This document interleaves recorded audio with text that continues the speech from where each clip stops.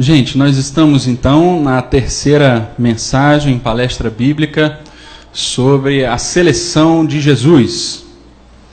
Nós estamos aí, quase que a gente não está mais, né, no clima da Copa, mas a gente ainda está, graças ao Júlio César, nós ainda estamos na Copa.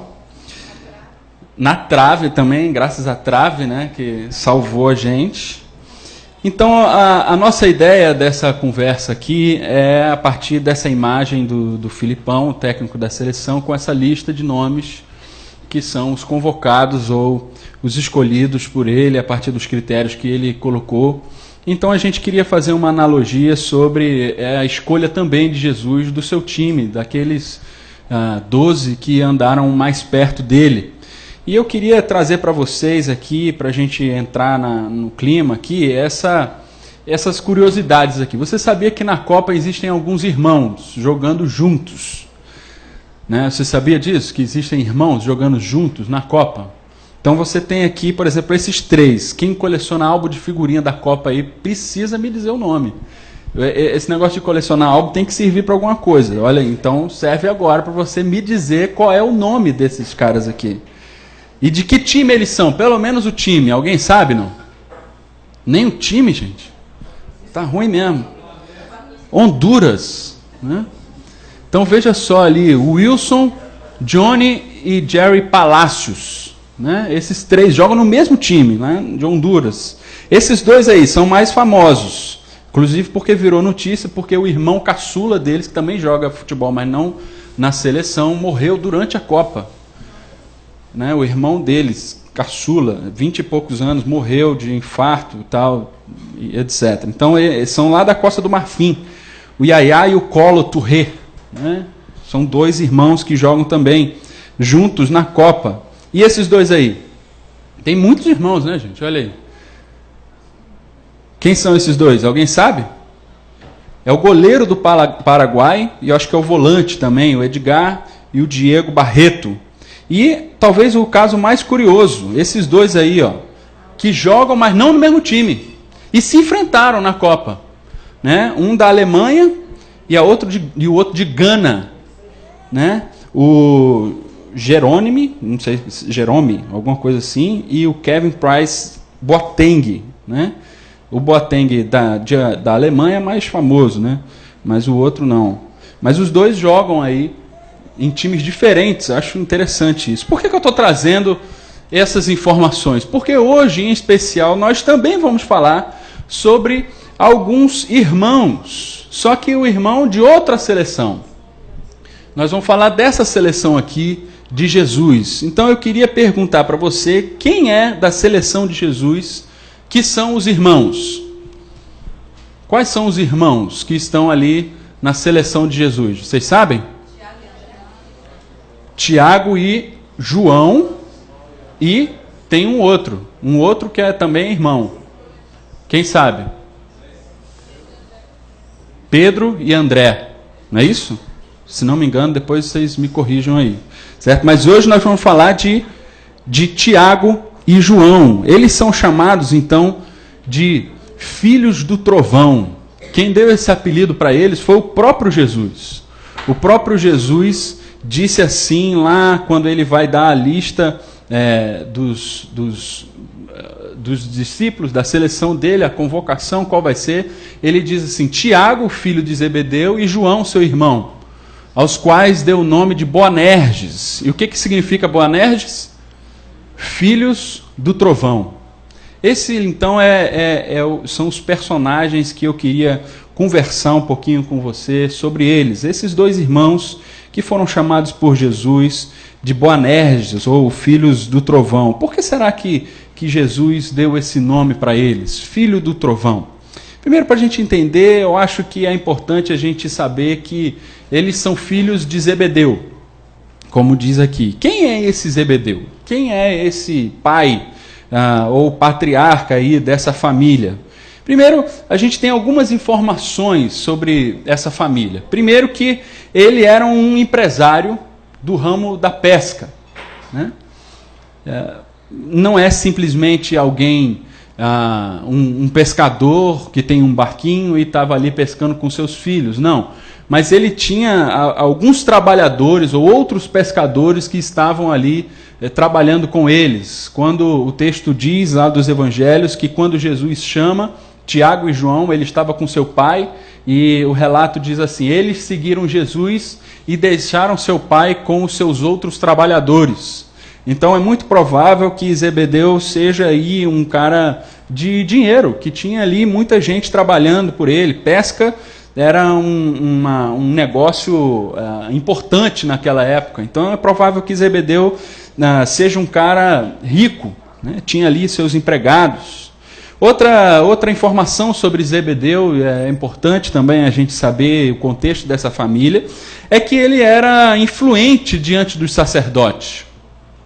Ali na narrativa da morte de Jesus, quando Pedro quer seguir a Jesus ali de perto, ou quer entrar ali em algum lugar onde está tendo ali o julgamento de Jesus, ele não pode, porque Pedro não é conhecido ali. Mas aí João vai interceder por ele, porque diz ali a narrativa que João era conhecido do sumo sacerdote ou dos sacerdotes ali. Muito provavelmente porque o seu pai fosse da tribo de Levi, ele talvez fosse um levita também, e por isso tinha alguma entrada ali diante dos sacerdotes. Então não só essa família é uma família importante, não só economicamente falando, mas até em termos religiosos, sociais daquela época, também era uma família influente. Quem era a mãe? A mãe dele, muito provavelmente, assim, a gente não pode bater o martelo sobre isso, mas alguns indícios de outros textos dos evangelhos vão sinalizar para a gente que é Salomé. E essa Salomé, irmã de Maria, mãe de Jesus, ou seja, Tiago e João eram primos de Jesus. Não necessariamente, essa não é uma informação assim que a gente pode realmente, porque a Bíblia não relata isso explicitamente, mas muito provavelmente eles eram primos de Jesus, conhecidos, próximos de Jesus. E então Jesus mesmo, né, o primo, fala que eles são filhos do trovão. Eles são filhos do trovão, eu acho que por duas características muito marcantes desses dois. Primeiro, porque eles eram zelosos. Eles tinham um zelo muito grande por tudo aquilo que eles faziam ou acreditavam. Segundo, porque eles eram ambiciosos. Gente que queria a todo custo se dar bem ou ganhar alguma coisa. E perseguiam isso com muita força, com muita ambição. Então a gente pode dizer que Tiago era o filho mais velho, porque sempre que aparece nas listas, ou sempre que os dois irmãos são citados, Tiago é citado primeiro, é sempre Tiago e João, e sempre que se fala sobre eles dois, a proeminência ali nos evangelhos é para Tiago, então muito provavelmente ele é o mais velho, e João é o mais moço. Nós temos apenas duas, ou na verdade uma de cada, uma vez o Evangelho relata alguma coisa sobre Tiago, que ele está sozinho, sem o seu irmão, e apenas uma vez também que relata João sozinho, sem o seu irmão. E a gente vai ver algumas dessas questões aqui. Tiago sempre quis ser o primeiro nas coisas, talvez por conta da sua família, ser uma família importante. Ele vem de um contexto de riqueza, talvez por ser ali parente de Jesus, ou ser muito chegado a Jesus, né? Salomé, sua mãe, era uma das mulheres que ajudavam Jesus, inclusive financeiramente, ajudavam com serviço também ali o ministério de Jesus. Então talvez por isso ele queria ter alguma proeminência ali entre os discípulos, mas ele não foi o primeiro, né? Como nós vimos na semana passada, se a gente pode dar a braçadeira de capitão para alguém desse grupo, esse alguém é Pedro. E Tiago, talvez se a gente lembrar daquela música, né, do barquinho, né? Pedro, Tiago e João, né? Os dois irmãos estão juntos com Pedro no grupo mais íntimo de Jesus, mas o primeiro é Pedro, depois vem Tiago. Tiago só foi o primeiro numa coisa dos discípulos. Será que alguém sabe? Em que ele foi o primeiro? Atos vai dizer para a gente, no capítulo 12, que Tiago foi o primeiro dos 12 a ser morto. Se ele queria ser primeiro em alguma coisa, ele conseguiu. Ele foi o primeiro mártir dos 12. Ele foi o primeiro a morrer. E João, nós temos uma sensação, né, porque ele é chamado do discípulo amado, ou discípulo do amor, do cara ser aquele cara super amigão, né, que acolhe todo mundo. Talvez ele seja isso mesmo, mas depois que passou 3 anos com Jesus, não antes. Antes a gente vai ver o relato dele falando que ele queria impedir que um outro, que também estava expulsando demônio em nome de Jesus, não fizesse mais isso. Então chegou para Jesus e disse: Jesus, nós vimos ali um rapaz que estava expulsando demônio em teu nome. E aí eu fui lá e repreendi ele, porque ele não está com a gente. Esse é João. Só porque não está com a gente, vai lá e repreende ele. Jesus disse: não, calma. Ele está em meu nome, então deixa ele. Não o repreenda, deixa ele.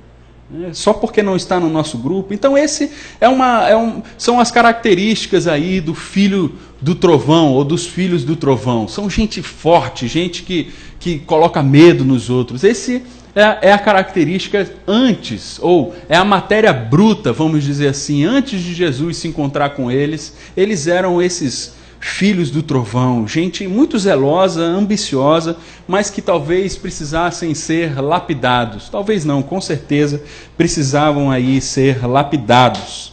Então eu queria, nos evangelhos nós encontramos 2 episódios desses dois irmãos atuando juntos. 2 vezes eles conversam com Jesus sobre algumas situações. E eu queria trazer esses 2 textos, esses 2 episódios aqui, para a gente meditar um pouquinho sobre como aconteceu essa lapidação. Como é que esses filhos do trovão acabaram se tornando os grandes apóstolos que nós conhecemos, Tiago e João. Importante dizer só que esse Tiago não é o autor da epístola de Tiago que nós temos na nossa Bíblia. Não é esse Tiago.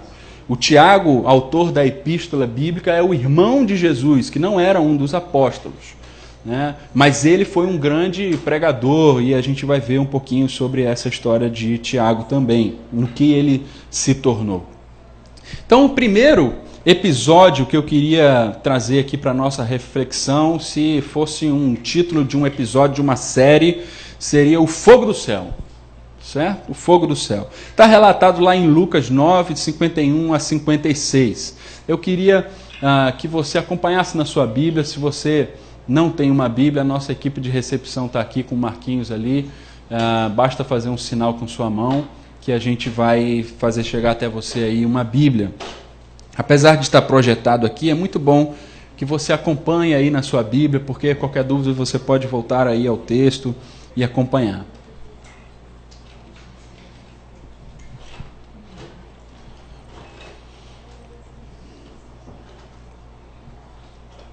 Veja que interessante o que diz esse texto das Escrituras. Aproximando-se o tempo em que seria levado ao céu, Jesus partiu resolutamente em direção a Jerusalém e enviou mensageiros à sua frente. Indo estes, entraram num povoado samaritano para lhe fazer os preparativos. Mas o povo dali não o recebeu, porque se notava em seu semblante que ele ia para Jerusalém. Ao verem isso, os discípulos Tiago e João perguntaram: Senhor, queres que façamos cair fogo do céu para destruí-los? Mas Jesus, voltando-se, os repreendeu, dizendo: vocês não sabem de que espécie de espíritos são, pois o Filho do Homem não veio para destruir a vida dos homens, mas para salvá-los. E foram para outro povoado. Esses são os filhos do trovão. Quer que mande cair fogo para destruir esses que não receberam o Senhor? Esse é o pedido dos filhos do trovão. E eu queria separar aqui alguns pedacinhos desse texto para comentar. Primeiro, que eles estavam entrando em Samaria, num povoado. O que é Samaria? Que região é essa? Se você lembrar lá do episódio da mulher samaritana, em João 4, você vai lembrar que os judeus não se dão com os samaritanos. Os judeus, de maneira nenhuma, lidavam ou conversavam ou tinham amizade, tinham algum tipo de relacionamento com os samaritanos. Eles eram inimigos. É incomum que um judeu passasse por Samaria. Se um judeu quisesse ir da Galiléia para Jerusalém, Samaria ficava no meio desse caminho, ele de maneira nenhuma passaria por esse caminho, mesmo que esse caminho fosse o menor, o mais curto. Ele atravessaria o Jordão uma vez, desceria então, e depois atravessaria o Jordão de novo, atravessaria do Jordão 2 vezes para chegar onde ele queria, ia por um caminho muito mais distante, mas não passaria ali por Samaria. É incomum que Jesus queira passar ali por Samaria, Jesus como um judeu querer passar ali por Samaria. Isso não é normal. Alguma coisa Jesus queria ensinar ali com isso. Do mesmo jeito que é incomum também quando ele encontra com essa mulher samaritana. Também é incomum no texto de João, quando fala sobre a mulher samaritana, ainda é mais explícito. Era-lhe necessário passar por Samaria, diz assim o texto lá de João. Mas por que será que os judeus não se dão com os samaritanos? Qual é o embate que os judeus têm com os samaritanos? Lá em João 4 a gente lê assim, os nossos pais adoravam nesse monte, a mulher samaritana falando para Jesus. E que monte é esse? É o Monte Gerizim, que ficava em Samaria. Vós dizeis que é em Jerusalém o lugar onde se deve adorar, no templo de Jerusalém. Então se tinha ali uma rixa religiosa. Onde é que é o lugar de adoração?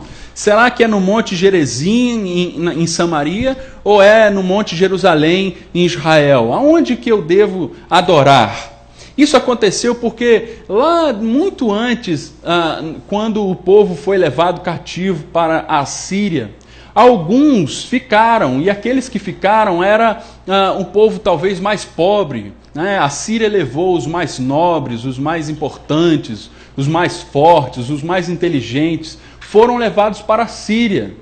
Mas os outros não. A escória ali ficou no território da Palestina.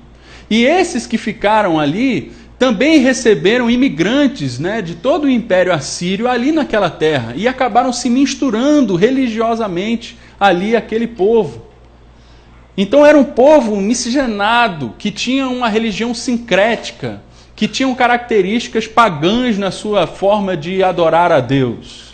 E aí quando o povo retorna da Síria, lá na época de Neemias e tal, esse povo encontra o remanescente que ficou ali na Palestina, mas esse é um povo que, enfim, não é um judeu de fato. É um judeu que já está misturado ali. Né? Então existe essa rixa entre o povo judeu de fato, que voltou da Síria, reconstruiu Jerusalém, etc., e aquele outro povo que ficou lá, que se misturou com o povo pagão. Então é essa grande rixa ali entre os judeus e os samaritanos. Só que como é que Jesus lidava com os samaritanos? Como é que Jesus lida com os samaritanos? Se a gente pegar aqui os evangelhos, a gente vai encontrar algumas histórias de Jesus com os samaritanos. Primeiro, você lembra dos 10 leprosos que Jesus cura? Né? E Jesus, só um deles volta para agradecer Jesus. E esse que volta é um samaritano. Somente o samaritano volta para agradecer Jesus. E Jesus elogia essa ação do samaritano diante dos judeus. Depois, ele conversa com uma mulher, em João 4, como a gente viu, ele conversa com uma mulher no poço, uma mulher samaritana. Além dela ser mulher, ela é uma mulher samaritana, totalmente inusitada essa ação de Jesus. Nunca um judeu comum iria fazer uma coisa dessa. Depois, ele permanece na vila dessa mulher, uma vila samaritana, 2 dias, evangelizando ali os vizinhos daquela mulher. Um judeu não ficaria nem 10 segundos, quanto mais 2 dias em Samaria, de forma nenhuma. Depois, ele usa um samaritano como um grande exemplo numa parábola muito famosa, a parábola do bom samaritano. né? O bom samaritano é aquele que ajuda, né? Diferente do sacerdote, do levita, os grandes ícones, né, do povo judeu, que é o sacerdote e o levita. E Jesus fala assim, não são esses aí que fazem o que eu espero, a minha vontade. A minha vontade quem fez foi um samaritano. Veja que interessante. Depois, quando ele morre e ressuscita, ele diz assim, olha, agora quando eu for assunto aos céus, vocês vão pregar. E olha só, vocês vão incluir Samaria nessa pregação de vocês. Vocês vão pregar em Samaria. Essa é a ideia que Jesus tem sobre os samaritanos. Jesus não quer saber sobre diferenças religiosas. Ele não quer saber se é num lugar ou no outro que se deve adorar. Ele trata bem os samaritanos. Ele quer acolher os samaritanos. Passa para mim, por favor, que caiu aqui minha conexão. Como é que os discípulos, os filhos do trovão, reagem aos samaritanos? Veja só. Eles dizem assim, olha, queres que façamos cair fogo do céu para destruí-los? Será que é isso que Jesus esperava deles? Será que é essa a intenção de Jesus? Pode passar para mim. Aqui nós temos uma grande referência a Elias. Veja que esse território onde eles estão, é um território onde aconteceu uma história. No mesmo terreno onde eles estão, aconteceu uma história. Que história é essa? A história de Elias. Elias, quando Elias estava pregando contra ali o povo no período do rei Acabe, ele pregou contra Acabe, o seu filho, a mulher dele era Jezabel, o seu filho Acasias, quando o seu filho Acasias teve um acidente dentro do palácio, um palácio gigantesco que o seu pai construiu, um palácio de marfim, esse filho teve um acidente nesse palácio, ficou entre a vida e a morte, e esse filho, então, Acasias pediu para os seus conservos ali irem consultar a um deus, aos profetas do deus Beuzebu, que é um deus, na etimologia da palavra, é o deus do estrume. E ele pediu para consultar os deuses ali para saber se ele de fato iria morrer dessa doença, desse acidente ou não. Então os conservos foram. E no caminho Elias interrompeu eles e falou, não, por que vocês estão indo lá para consultar esse Deus? Em Israel existe Deus, existe profeta do Senhor em Israel, vocês não vão lá não. Porque ele mandou vocês irem lá, então você vai voltar e vai dizer para o rei Acasias que ele vai morrer dessa doença. E ele foi. E então quando os servos chegaram para Acasias disse assim, quem é esse que entrou no meio de vocês? E mandou esse recado. Quem é esse?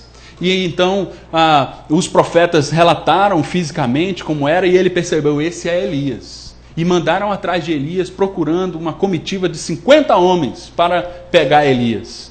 Elias, quando os 50 chegaram, Elias fez o quê? Mesma coisa que Tiago e João.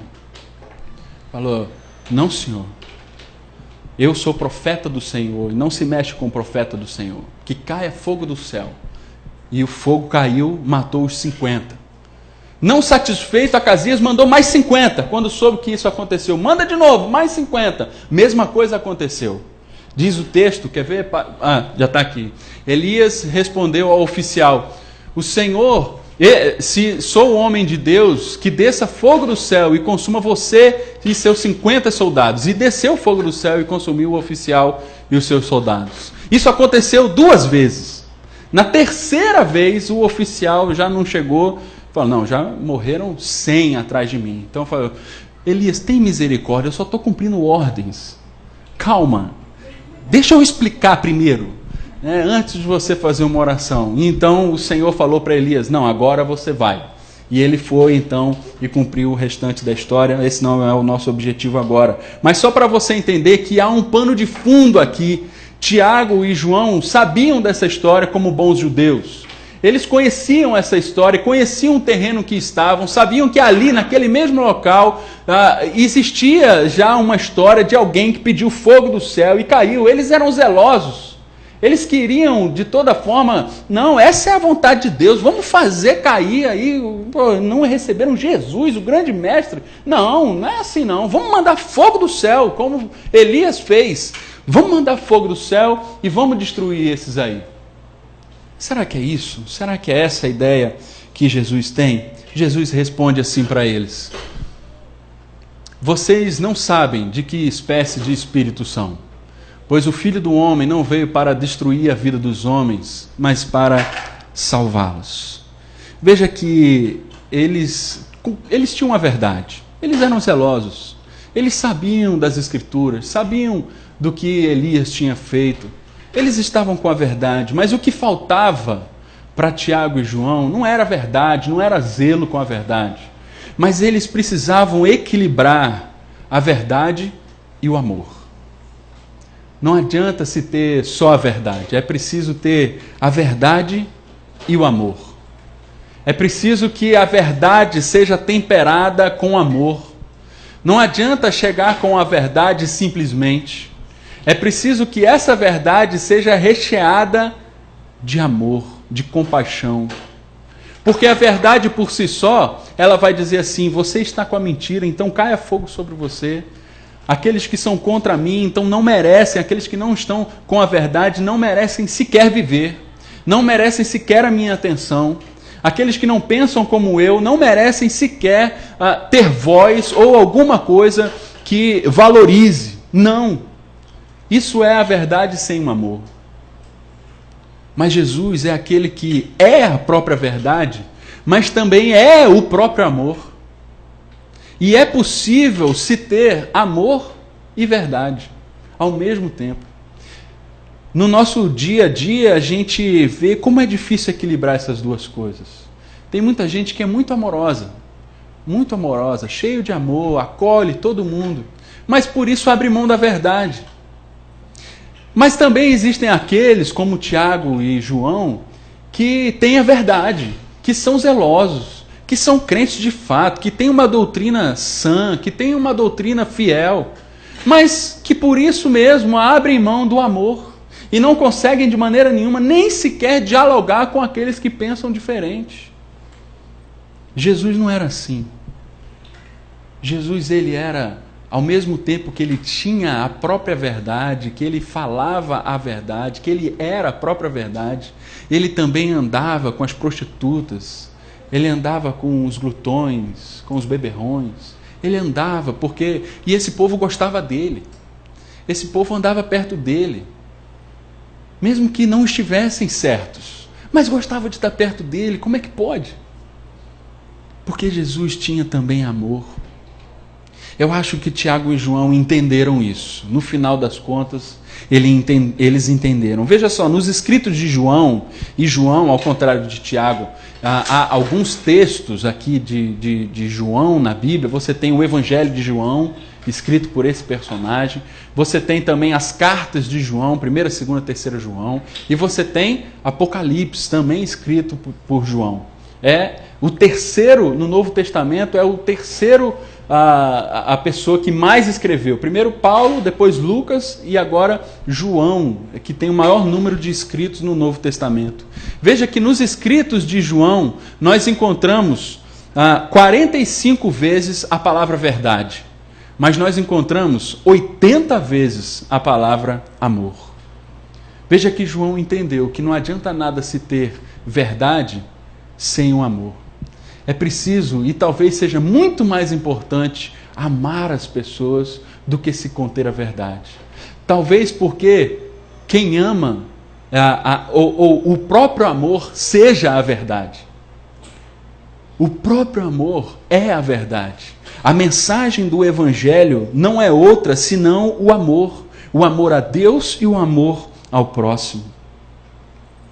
Creio que Jerônimo, é um historiador do século I, fala sobre o fim da vida de João. E ele diz assim que no final da vida, João não se cansava de repetir assim: filhinhos, amai-vos uns aos outros. Filhinho, amai-vos uns aos outros. E se Tomé foi o primeiro mártir dos 12, João foi o último. O último a morrer dos 12 foi João. E no final da vida, já velhinho, eles pensavam que eles estavam ficando doidos, porque ele não parava de repetir isso. Filhinho, amai-vos uns aos outros. Filhinho, amai-vos uns aos outros. Essa era a única pregação que ele sabia fazer. Dava o microfone para João, João só falava isso. Filhinhos, amai-vos uns aos outros. E aí foram perguntar, João, por que você só fala isso? Por que você fala com tanta insistência sobre filhinhos, amai-vos uns aos outros? E ele respondeu assim, é o mandamento do Senhor. E se de todas as coisas somente esta for feita, será o suficiente. Esse que manda cair fogo do céu para destruir os samaritanos, que nem sequer receberam ali Jesus, no final da vida ele entende que é preciso uma coisa: amar. Amar. Amar uns aos outros. Veja o que o John MacArthur diz sobre essa experiência. O exemplo de Jesus ensinou a Tiago que a bondade amorosa e a misericórdia são virtudes a serem cultivadas tanto quanto, e às vezes mais do que, a justa indignação e o zelo fervoroso. Não há honradez alguma na verdade sem amor. Ela não passa de brutalidade. Por outro lado, não há caráter algum no amor sem verdade. Ele não passa de hipocrisia. É preciso entender, assim como Tiago e João entenderam, que o amor ou a verdade é temperada com o amor. A verdade que não contém amor passa a ser uma mentira. Porque o próprio amor já é parte da verdade. Mas nós temos um segundo episódio, e o segundo episódio aqui tem o título de Ao Lado de Cristo, está lá em Marcos 10. Diz assim, você pode também abrir sua Bíblia se você quiser. Esse é um texto um pouco maior do que o primeiro, mas nós vamos andar um pouco mais rápido. Nisso, Tiago e João, filhos de Zebedeu, aproximaram-se dele e disseram, Mestre, queremos que nos faças o que vamos te pedir. O que vocês querem que eu faça? Respondeu eles. Eles responderam, permite-me que na tua glória nos assentemos à tua direita e o outro à tua esquerda. Nada demais. Só sentar à direita e à esquerda de Jesus, né? Um pedido simples. Disse-lhe Jesus, vocês não sabem o que estão pedindo. Podem vocês beber o cálice que estou bebendo, ou ser batizado com o batismo que estou sendo batizado? Pode passar para mim. Podemos, responderam eles. Jesus lhe disse, vocês beberão o cálice que estou bebendo, e serão batizados com o Espírito que estou sendo batizado. Mas assentar-se à minha direita ou à minha esquerda não cabe a mim conceder. Esses lugares pertencem àqueles para quem foram preparados. Quando os outros 10 ouviram essas coisas, ficaram indignados com Tiago e João. Jesus os chamou e disse, vocês sabem que aqueles que são considerados governantes nas nações as dominam. E as pessoas importantes exercem poder sobre elas. Isso. Não será assim entre vocês. Pelo contrário, quem quiser tornar-se importante entre vocês, deverá ser servo. E quem quiser ser o primeiro, deverá ser escravo de todos. Pois nem mesmo o Filho do Homem veio para ser servido, mas para servir e dar a vida em resgate por muitos. Esse é o nosso segundo episódio, quando Tiago e João, então, pedem para Jesus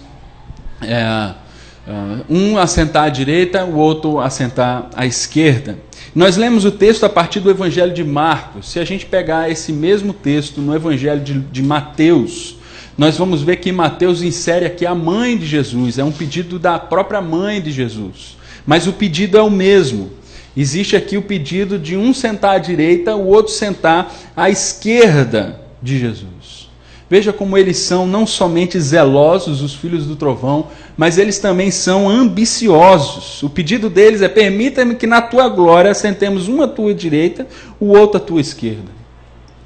No relato de Mateus, logo antes dessa história, existe uma fala de Jesus, e existe aqui essa lembrança na mente de Tiago e João, dessa fala de Jesus. Que fala é essa? Mateus 19, veja só.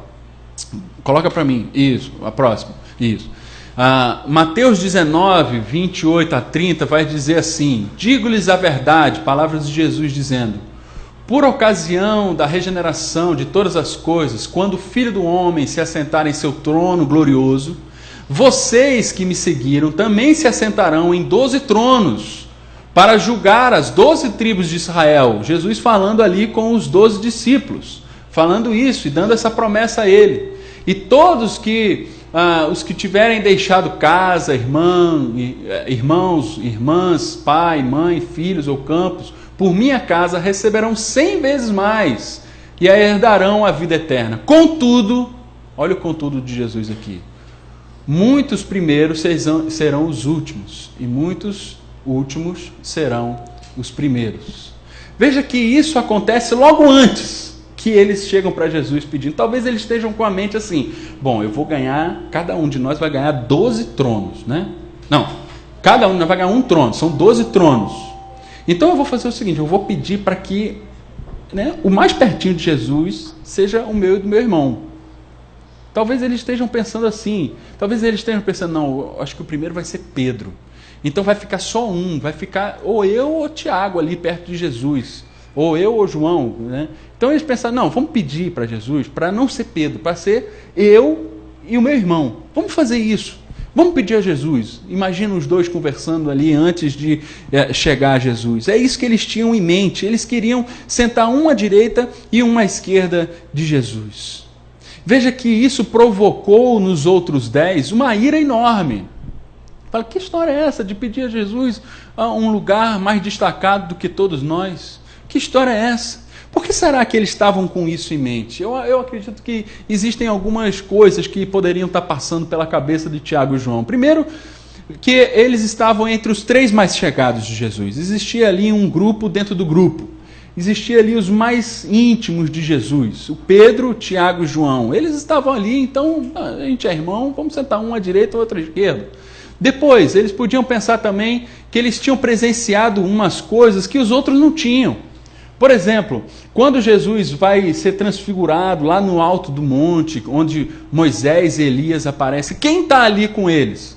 Pedro, Tiago e João. Quando Jesus vai curar uma pessoa, ele diz assim: olha, todos vão embora. Não quero ninguém aqui dentro da sala, desse quarto aqui, eu só quero aqui eu, Pedro, Tiago e João. Só a gente aqui para ver esse negócio que vai acontecer aqui agora.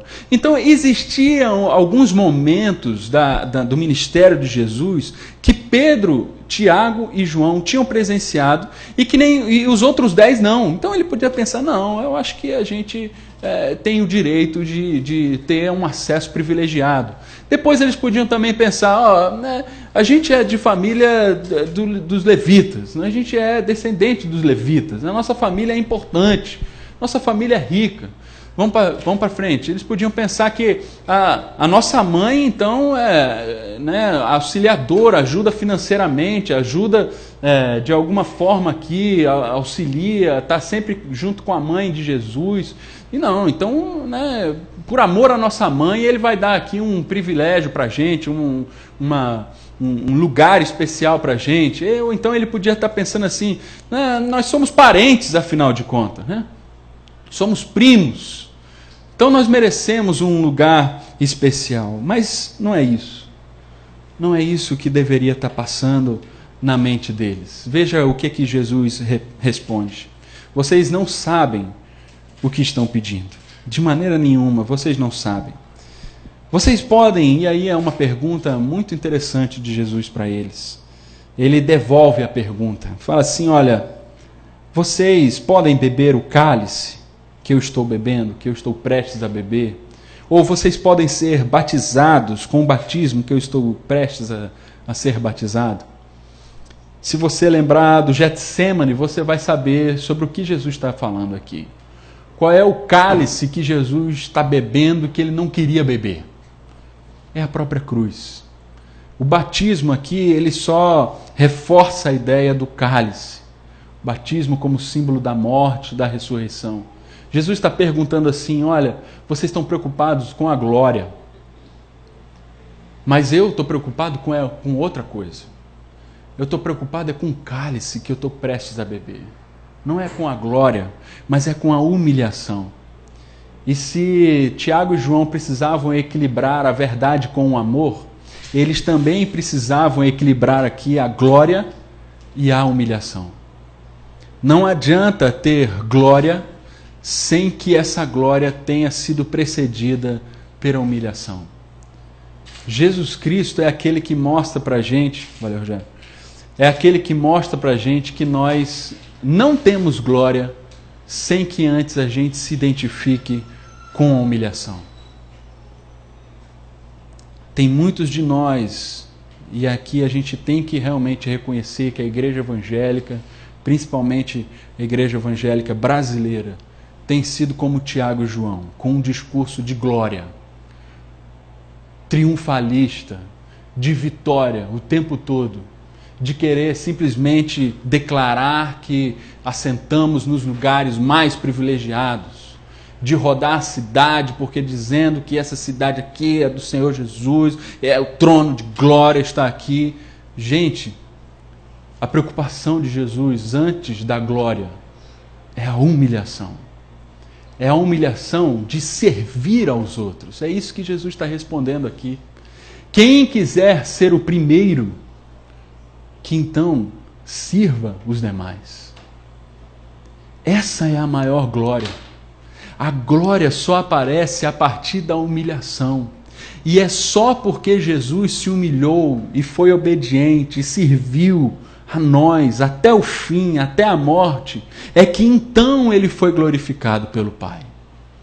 Só porque serviu, só porque se humilhou, só porque obedeceu e obedeceu até o fim. É por isso, porque entende que a humilhação faz parte do processo de se atingir a glória. John MacArthur, mais uma vez, uma outra citação dele, para a gente já caminhar para o fim. Ele diz assim: Tiago desejava uma coroa de glória, falando de como Tiago entendeu essa resposta de Jesus e como é que a vida dele foi transformada.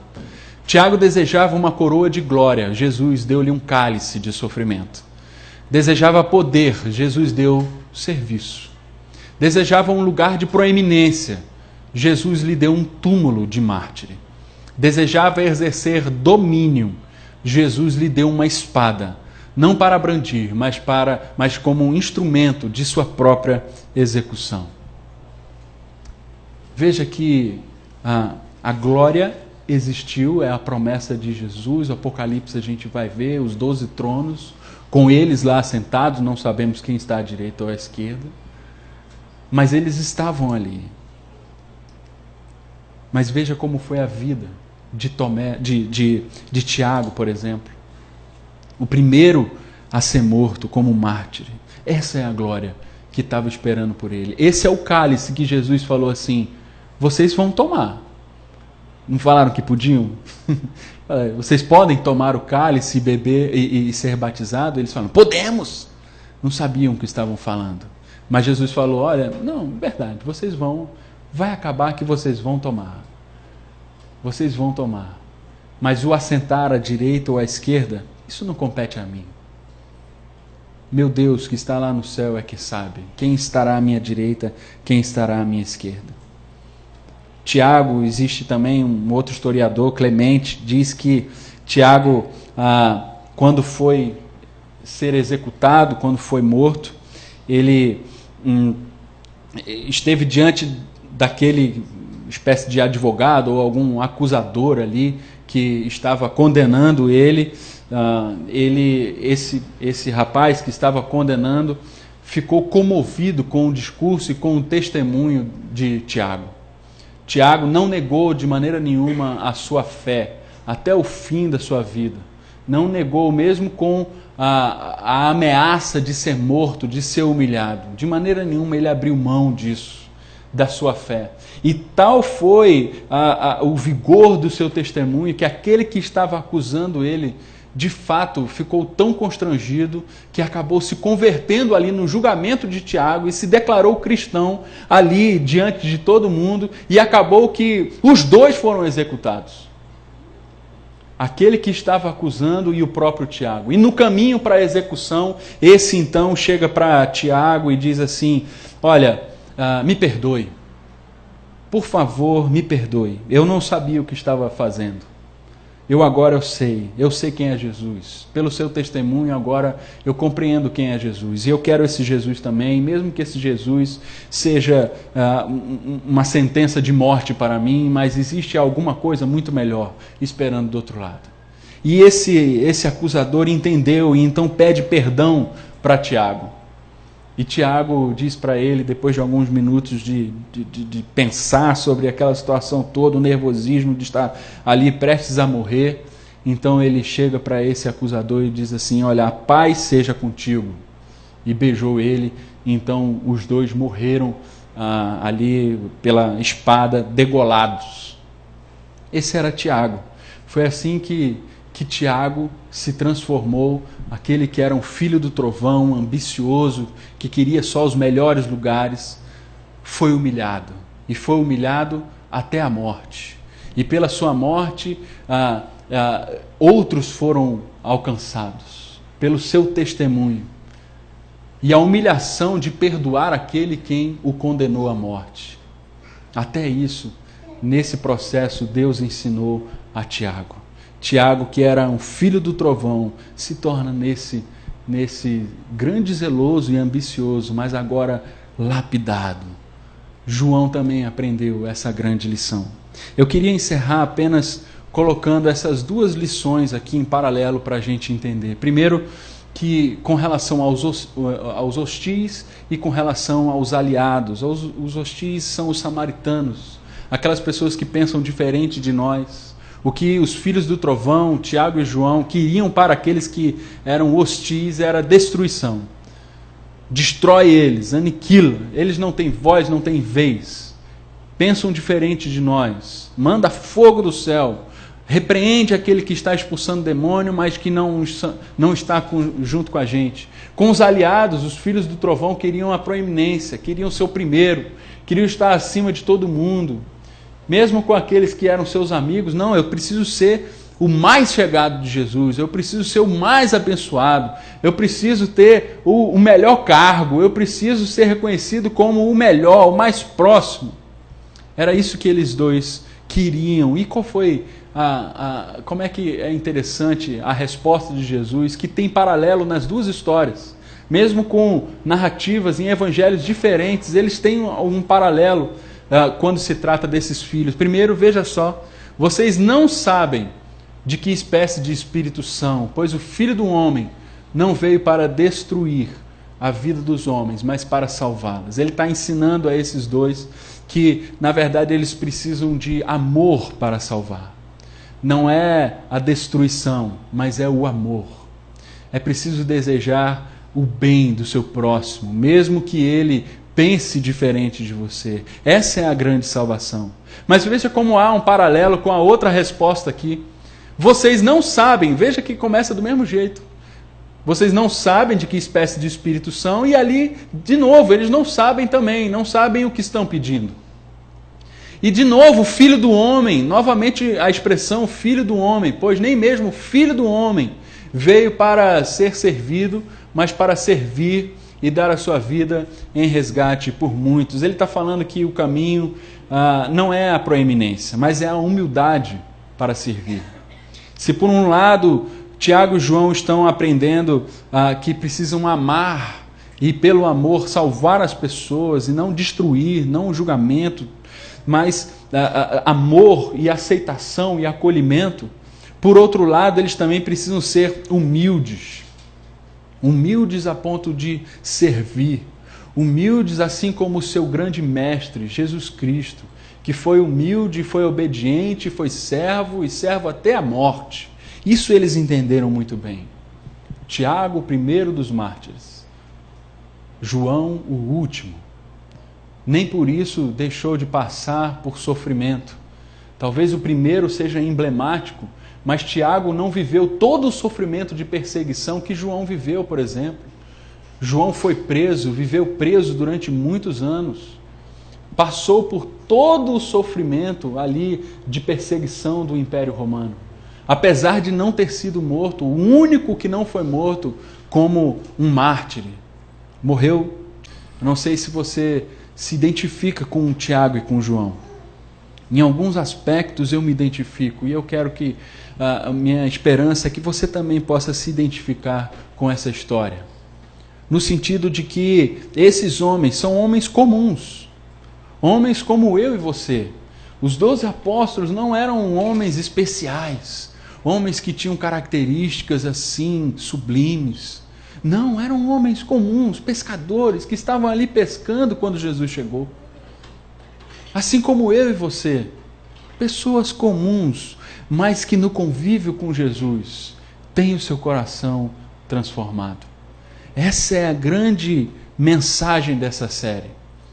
Pessoas ordinárias, comuns, do dia a dia, que não tem nada assim de tão especial, mas que, quando convive com Jesus, são lapidadas, são transformadas e podem se transformar em pessoas fantásticas. E mais do que isso, podem transformar o mundo, e não só a si mesmo. Foi a partir desses 12 homens que todo o Evangelho chegou, então, a todo o mundo. A semente foi lançada ali a partir desses 12. Que Deus abençoe e que você possa se identificar com essa história, com a vida de Tiago e com a vida de João, que a gente aprenda de fato a amar os outros e também ser humilde o suficiente para servi-los. Amém? Convido você a fechar os seus olhos. Eu queria fazer diferente hoje, eu não queria orar agora, mas eu queria que você mesmo pudesse fazer uma oração silenciosa aí, onde você está, como você sabe, que você possa colocar o seu coração diante de Deus, fazendo com que essa mensagem possa de fato sair da sua mente e entrar no seu coração. Que de fato possa fazer alguma diferença dentro de você. Tudo isso que a gente diz